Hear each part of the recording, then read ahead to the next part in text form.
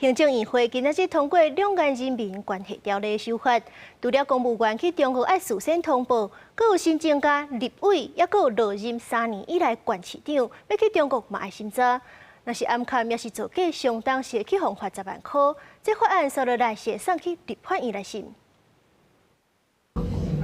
无聊的法案。对行政院会通过的2项条例修法，无愿意加讲，因为包括洪晓玲等等几个国民党的立委，倒一日才去中国厦门参加台商的活动，引起争议。即马修法的内容，都甲立委去中国，改做爱经过审查许可。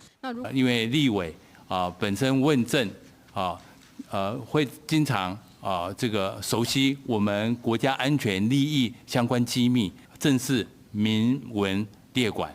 以强化我们国家的这个附录安全管理。即届2项条例修法的重点，包括所有的公务人员去中国拢爱纳管，嘛新增加立委、退休、离职无满3年的县市长等人，若要去中国拢爱审查许可。也有民选的公职人员，若是接触中共党政军的人士嘛爱公开，而且禁止支票上下任的官员，亲像正副总统等人去中国出席妨害国家尊严的活动。外界关注前总统马英九因过捌去中国参加相关的活动，敢是有可能违法？陆委会回应讲，修法未追溯到进前，也若未来敢算违法，交予审议小组来判断。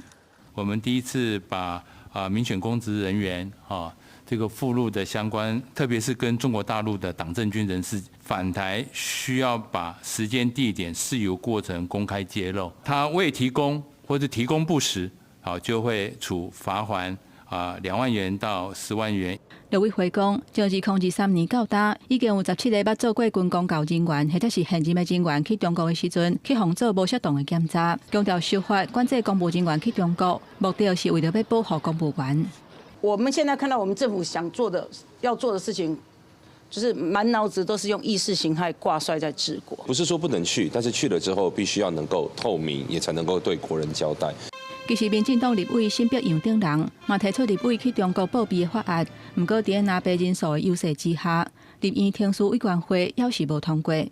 记者综合报道。